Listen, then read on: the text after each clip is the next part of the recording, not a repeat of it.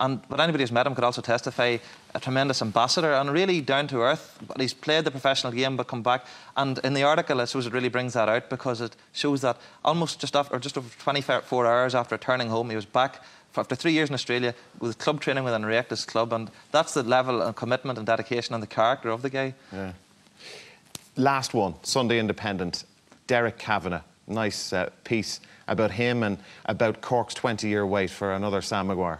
Well, it's an interesting contrast with the immediate impact of Clark and success that he's had, because the Kavanagh story illustrates it's a narrative of 2 decades of Cork football near achievement through, first of all, his brother Joe Kavanagh in the 1990s and then Derek in the 2000s, and through various injuries and disappointments. And it's the other side of the coin, and it makes for an interesting story leading into today. It does indeed. Now, finally, Damien and Paul Rouse were here 2 weeks ago, Donald, not to put any pressure on you at all. And in their predictions, they both went for Tipperary. So who are you going for today, Donald? If you go through the man-to-man on paper, I'd say Cork looks stronger, but the momentum and the finals record of Down make me go for them. Damien?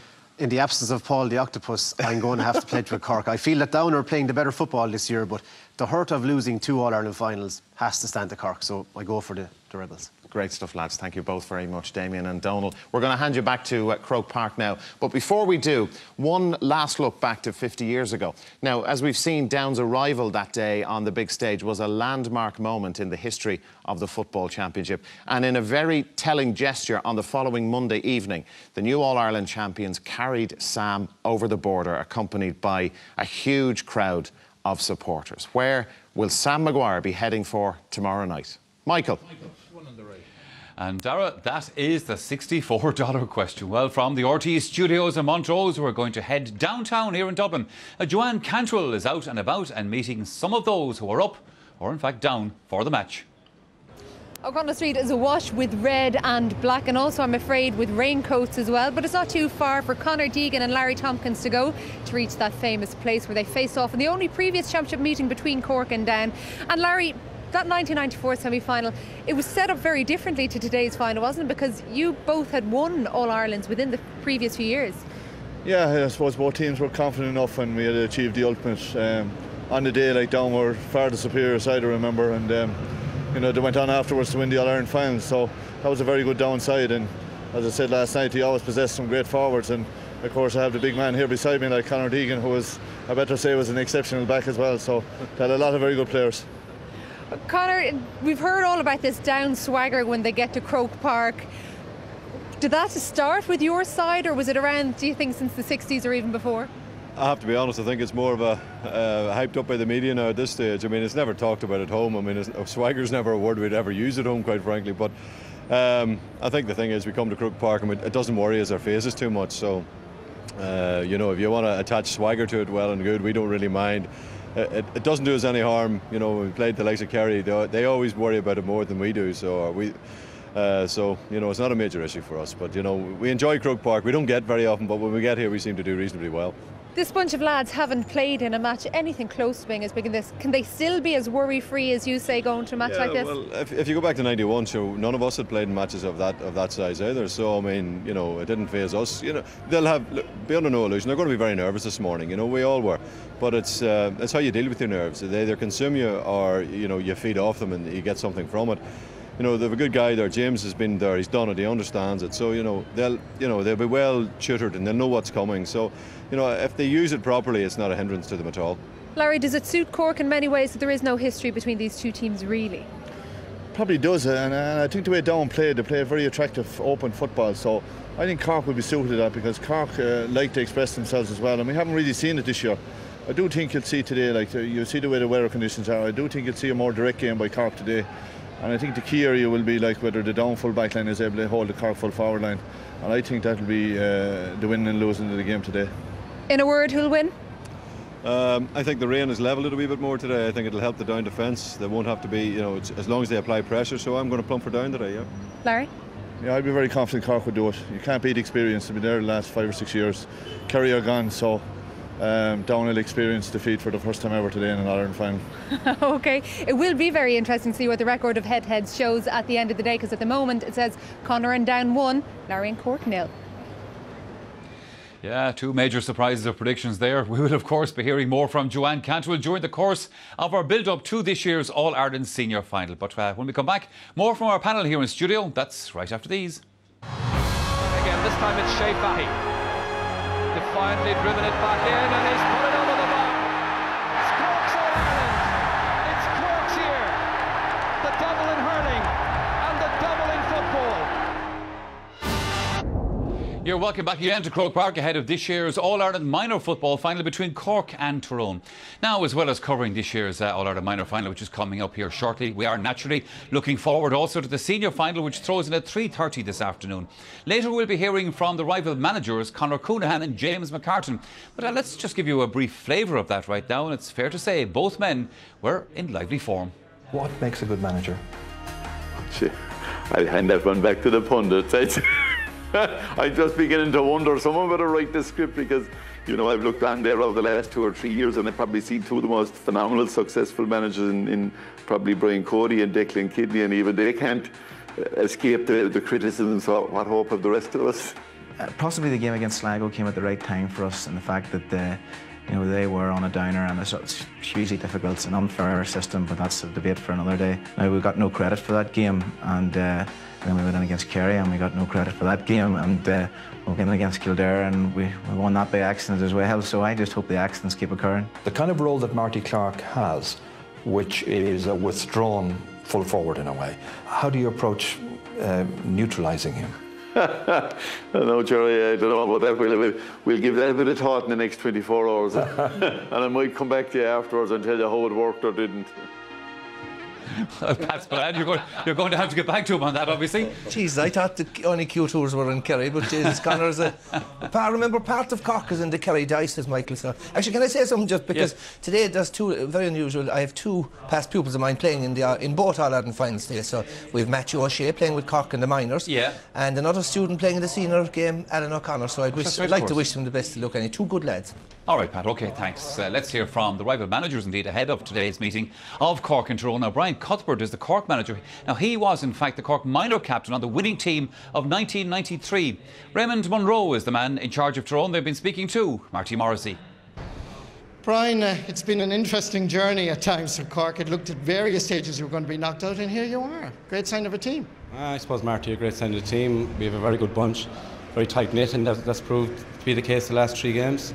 Kerry, Armagh, Galway. Looked at all stages that we were gone, but we've just come back every time won by a point. But I said to the lads, our luck is going to run out at some stage, so maybe today we might get a performance out of them. Raymond, you're here in the All-Ireland final. It's been a very interesting journey, and certainly considering your performance against Mayo in the semi-final, you must be confident because you've shown great character, haven't you? Well, certainly, Marty, we showed character, I suppose, from the 42nd minute on the last day. If we hadn't, we wouldn't be here today, but we're only confident that today is a 50-50 chance. If we perform, then we have a chance of winning this. If we don't perform, it's going to be Cork. So we know it's from the start it's a 50-50 chance, and we'll try and take every opportunity we can. Yeah, we're looking forward to that match, and of course Joe Brolly, Tyrone have been expected, I suppose, all year long to win this minor thing, all through summer long anyway, but both of them had interesting semi-finals. Yeah, and almost lost it through the weight of expectation, I think, in the semi-final, when they... Against Mayo. Yeah, when they just expected that the sight of the Tyrone jerseys would frighten Mayo sufficiently to do the job. People expected to win it easier, maybe I'm not sure if they did themselves. Well, no, the team did, and that's the way they played, but you'll recall then that they had when they really needed it most, when it looked as though they were gone, they had a blistering 10-minute spell where their play was mesmeric. I mean, they just played perfect football for about 10 minutes and came from 8 or 9 points behind. The differences between the teams, I mean, the worry for Cork is that they conceded 5 goals, for example, the last day against Galway, which is a shocking statistic when you consider that in the whole campaign to date, Tyrone have conceded 1 goal. Yeah. And so, you're talking about a team that's conceding just over 9 points a game against.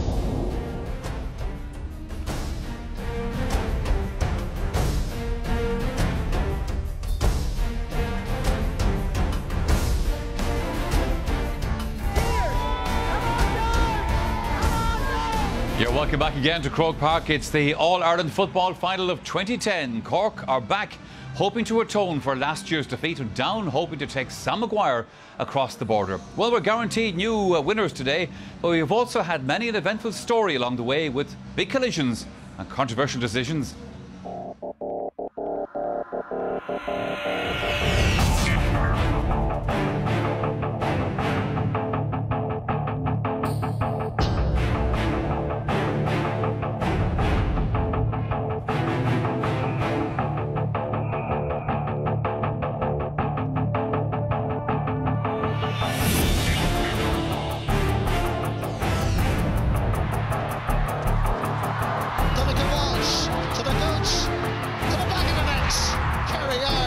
Champions.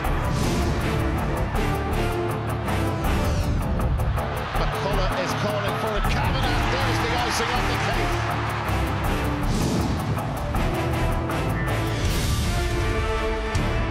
Listen to the cheers and this goes on. Roscommon have won their provincial title.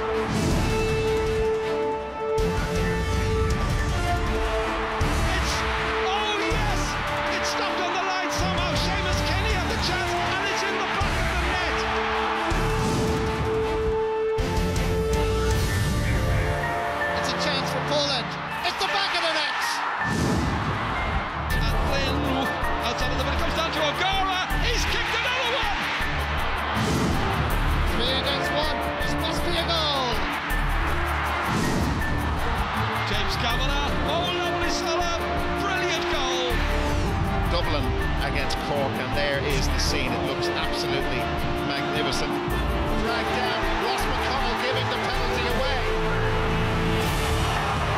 Goal for Cork, they're back again. It is a chance for Down and Kildare to play in the All-Ireland final. Chance here, it's another bar. Here comes the shot, Kelly. Goes for it, hits up the crossbar. Down and through to the All-Ireland football final.